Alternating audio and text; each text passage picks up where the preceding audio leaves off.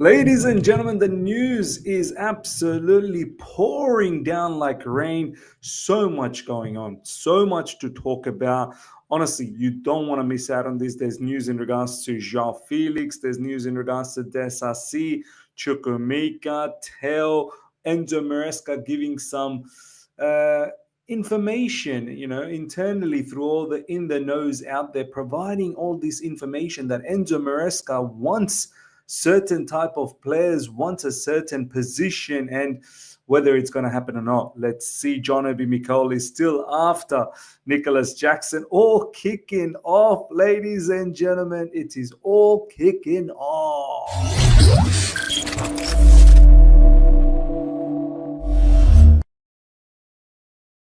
All right, welcome back to the other side of the coin, ladies and gentlemen. Let's get straight into this. As you can see, exclusive. This literally dropped moments ago.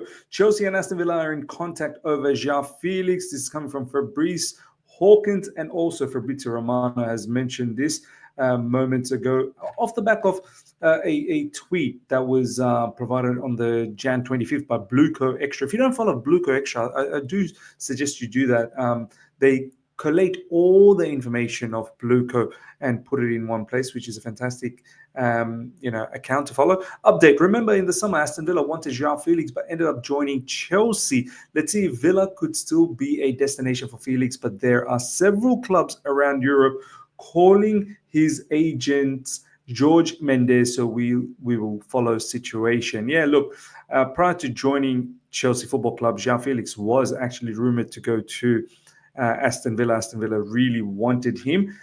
But of course, we did the deal with Gallagher, and then we were bound to take a player from Atletico Madrid in order to finalize that transaction. We were going for Omar Dion. That didn't happen, and then we were forced. I believe we were forced to get Joao Felix, but at the same time, also maintain that relationship with George Mendes, super agent. This is what we do: business relationships and great business. This is what we're all about under the new ownership. We will need to maintain all of these things. So Joao Felix comes to Chelsea Football Club. The Chelsea fan base absolutely get a nice hard on about it. And I said it from the get-go, it's an unnecessary transfer. I don't see how this really makes sense. We've got Cole Palmer, we've got Nkunku. You want to now throw in Joao Felix as well. Don't forget, at that time we had Chukwuemeka as well. It just didn't make sense. We needed a striker, but nonetheless he joined, and you know what you do, you back the player, you back the whole thing, so that it turns out it comes out in a nice fruition. But it didn't happen that way. And now, ladies and gentlemen, what a waste of time for Chelsea Football Club. What a waste of time for Joao Felix.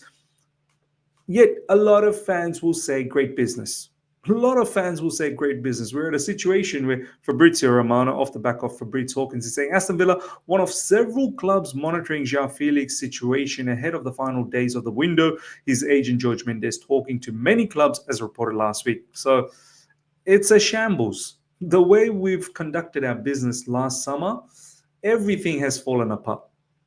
Joao Felix most likely has played his last game for Chelsea Football Club. Obviously, he wasn't available for Manchester City. He's got some family issues, supposedly, and he's left. But I don't think we're going to see him play for Chelsea anymore, because the next time we play is after the transfer window closes. So, best we part ways. Best we part ways. Joao Felix simply doesn't have a future here. Enzo Maresca has made it quite evident that he doesn't have a future, doesn't use him, uses him only for Conference League, and uses him as a bit part player off the bench. It's just not in Joao Felix's remit to do that. Joao Felix, look, I still say till today, he's got talent. He hasn't fulfilled his talent. He hasn't fulfilled his potential. He's got talent. Now, whatever the problem is, hopefully he goes elsewhere and it can be that club's problem, and they hopefully, I'm not even going to say hopefully, they can sort it out, if they can sort it out. So, ladies and gentlemen, let me know your thoughts in regards to Joao Felix. I highly doubt we're going to see him at Chelsea Football Club. Whether you like it or not, he simply does not fit Enzo Maresca's plans. Next up, exclusive. Axel Disasi has agreed on personal terms with Aston Villa. Aston Villa, they're coming after our players. Thank you, Aston Villa, for helping us out. Don't forget, another one of those clubs that we do good business, great business with. We want to maintain business relationships. Don't forget that notion, business relationship. We gave them Ian Martin, pure profit. We took Omari Kellyman. Now we're doing more business with them. Maybe, who knows, down the track we might try and get a player from them, and hopefully they can sweeten the deal. I know some of you guys might be saying John Duran. I don't know. I don't think we're going to do that. John Duran, there's rumors about him potentially. Saudis are looking at John Duran. We 100% are going after Liam Delap. So don't get too excited about John Duran. Now, as I said, exclusive. Axel Disasi has agreed on personal terms with Aston Villa, so he's already agreed personal terms. Looks like he doesn't want to go anywhere else. But Aston Villa, Disasi wants to join Villa despite interest from more clubs around Europe after direct talks with Unai Emery. Crucial to get the green light. Deal now up to Chelsea and Villa to reach full agreement. Now, apparently this is a loan, only a dry loan. There's no obligation to buy and there's no option to buy either. Straight up dry loan, and it seems like Aston Villa might cover the wages. Aston Villa probably a bit short in defense. I think Tyrone Mings in recent times has been injured, so they need a bit of cover. I don't know why they're going for a player like Disasi, but thank you. Yeah, not going to hear anything bad from me. Aston Villa is top. Take him. Advantage Chelsea, of course. The negotiation between Aston Villa and Chelsea for Axel Disasi is for loan move with a loan fee plus salary coverage. I mean, wow, great business once again. That's what some Chelsea fans out there will lap it up. The fact that we can't get rid of this guy permanently just on a loan is once again going to become a problem for us in the summer, because we need to find him a spot. We need to find a place for him. And we're still buying more defenders. Don't forget, we've got Anselmino back. We bought the player from Strasbourg, the young kid, Mamadou Sarr. All of these loans, it's not good news, man. Sterling is a loan. He's going to come back and he's going to become a problem. This guy's a loan. Kepa is a loan. Everyone's a loan. We are unable to find a home. And on the same time, we are buying more players after players. Disasi said yes to Aston Villa, and he's not considering other options despite Italian and Premier League clubs linked. He wants Villa as exclusively revealed. So, look, happy days, man. Well done to our sporting directors for getting Disasi, but he sure will be the next one. Well done. Elite recruitment. Next up, ladies and gentlemen, during direct talks between Juve and Chelsea for Renato Vega, Carney Chukwuemeka's name also been discussed. He's still one to watch for the final days for the window, with several clubs keen on signing Carney. I don't know why he's not been able to lock down a club as yet. He needs to leave. He's getting nothing. At least Joao Felix is getting some peanuts minutes from the bench. He's getting literally nothing. He's not part of the squad. He's not part of the bench. He's part of nothing. He only shows up for training and then he goes home and he eats popcorn. Do you know what I mean? So, look, he needs to move on for his own sake. He's a quality player. Once again, I don't know why Maresca has not even bothered looking at him. He could have given us something. Honestly, he could have given us something. But maybe it's not even Maresca. And actually, I'm quite certain it's not Maresca. It's the directors that are making all of these decisions. I don't know why they brought him in. I don't know what the plan was with Carney Chukwuemeka. Yes, injuries have ruined whatever progress we believed he was going to get, but it looks like he's back now. But now when he's back, we don't want to deal with him. Juventus are interested in him. Let's do it, man.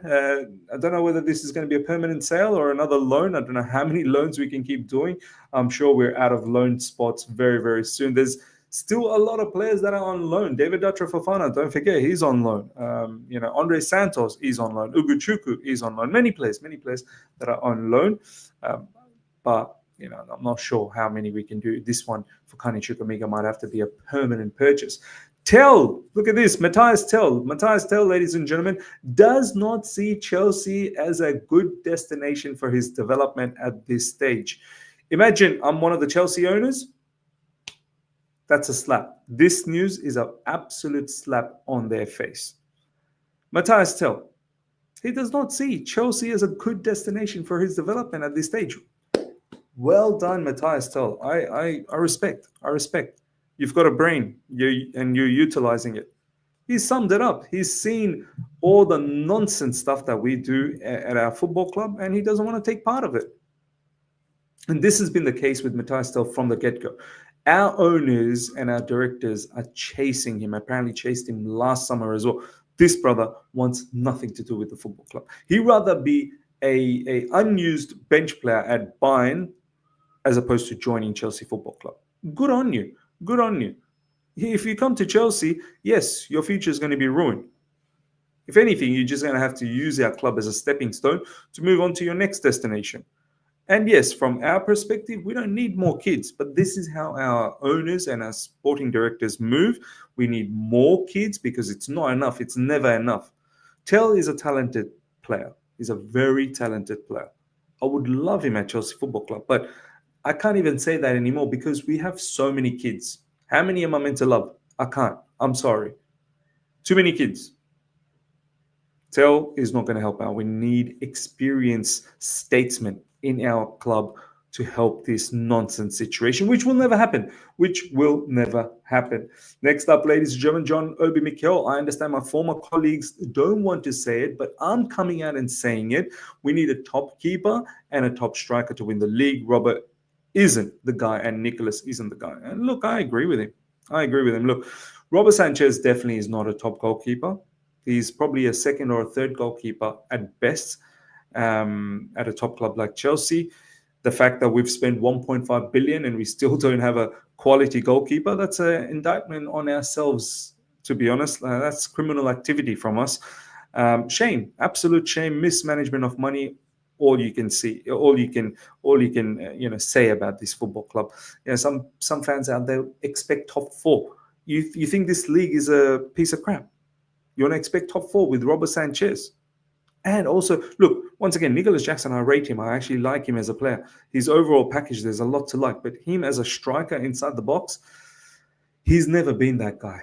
He's definitely developed this season, but he's never been that guy who's a ruthless finisher inside the box. That's been the issue last season, even though he scored a lot of goals. That was still the issue last season. That's still the issue this season. Once again, he scored a lot of goals this season. He is, I believe, best just behind a striker. If we had someone, and I'm just throwing an example out there, this is not someone that we need or I desire right now, but he's a quality striker at the moment, is Chris Wood from Nottingham Forest. We had someone like Chris Wood up front, and as I said, it's not like I even rate Chris Wood that highly or anything like that. If we had someone, I'm just utilizing him as an example, if we had someone like Chris Wood up front, Nicholas Jackson just behind, I think Nicholas Jackson's game would rise. I think Nicholas Jackson's more of a second striker. This is why Nicholas Jackson, he links up so well with Cole Palmer. The amount of times he's helped Cole Palmer score goals. He's good at doing that as a second striker. He's good at linking up. He's good in terms of ball carrying. He's got good pace. He works hard off the ball. But he just can't score goals in the box. Aerially, he's not a threat. And his basic instinct inside the box absolutely sucks. So, yeah, I agree, man. John Obi Mikel has been on his case for a very, very long time. Now, ladies and gentlemen, check this out. Enzo Maresca had a meeting yesterday with board where they discussed the window and recent results. He's mentioned striker again, at least the third time now internally, and thinks we lack a profile in the number 6 position. So he's talked about striker, third time apparently, and a number 6. So you can see, don't tell me he's sitting there saying, oh, don't recall Andre Santos or don't recall Ugochukwu. I'm pretty sure Enzo Maresca wanted to recall Ugochukwu. But we're not doing it. We're not doing that because those guys, keep them going, keep them playing, keep raising their value. Great business is what we need. And striker. Enzo Maresca is saying striker. All of these nonsense people, the briefs that come out, looking for a striker or striker in the summer. He wants a striker now. In fact, he probably wanted a striker in the summer window. He never wanted Joao Felix. I'm certain our owners and our sporting directors probably told Enzo Maresca, look, there's no 18-year-old available in this window. I'm sorry, we can't give you any 18-year-olds. We need to wait till the summer to give you the best 18-year-old out there. Because you think we're going to get an experienced striker. Look, it's going to be, I was going to say Rory Delap. I keep thinking Rory Delap. It's going to be Liam Delap 100%. It's going to be Liam Delap 100%. Look, I don't mind Liam Delap. I think there's something about him, but in the context of things where we have so many kids, it's a bit of a problem. How many people can we actually develop at once? And are we just a development club? Don't we have an ambition to do something Probably not. Probably not. Maybe we are a development club, a bona fide development club that develops players and then sends them off to other destinations for them to then be legends of that football club. Ladies and gentlemen, let me know your thoughts about everything we spoke about. Smash up the like button if you're here for the first time. Subscribe, hit the bell notification to stay in touch with Oman. I'll see you guys for a live stream tomorrow, inshallah. Until then, everyone, take care. See ya. Goodbye.